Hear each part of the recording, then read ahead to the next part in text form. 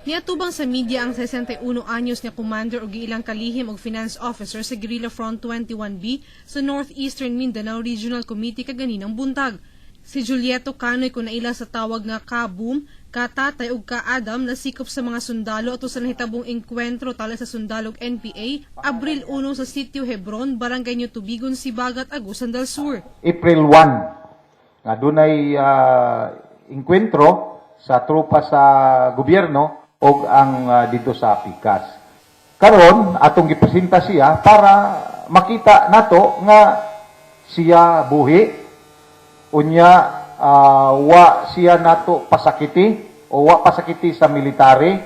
30 ka tuig nang nagserbisyo sa 8 grupo si Julieto. Nagkalain-laing lugar na usab ang iyang naadtuan. Nakitiot chairman ko diha sa organisasyong masa sa Purok City, size og 2 Bilyangit nga barangay.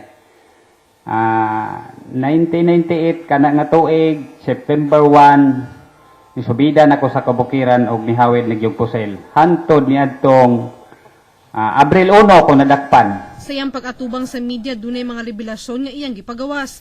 Dili man niya direktang masulti ang mga pangalan, pero alang ganiya, klaro nga dunay nagsuporta sa kalihukan sa 8 grupo. Politiko sir, wala ko'y katungod diha. Kay ang regional level, maoy naka-sentro ana. Ang ako lang sa mga gagmay nga negosyante, partikularmente sa Sibagat.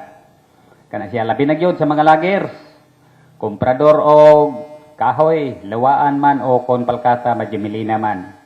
Labi na sa ana ay mga sadam og 10-wheelers, na ay mga forward. Kana ang akong ginadugtungan. Pero ginagmay pa. Kay sa lungsod pa man sa Sibagat o Las Neves. Armado si Canoy sa M14 o kalibre 45 nga armas.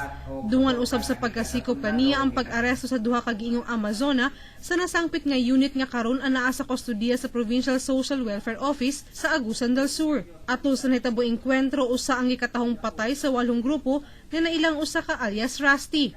Na-recover usab ang usa ka M16 rifle, sniper rifle scope, 2 ka rifle grenades, usa ka pressure detonated landmine, 2 ka cellphone, usa ka bandolier nga dunay 2 ka magazine sa M16, mga personal ug sobresibong dokumento.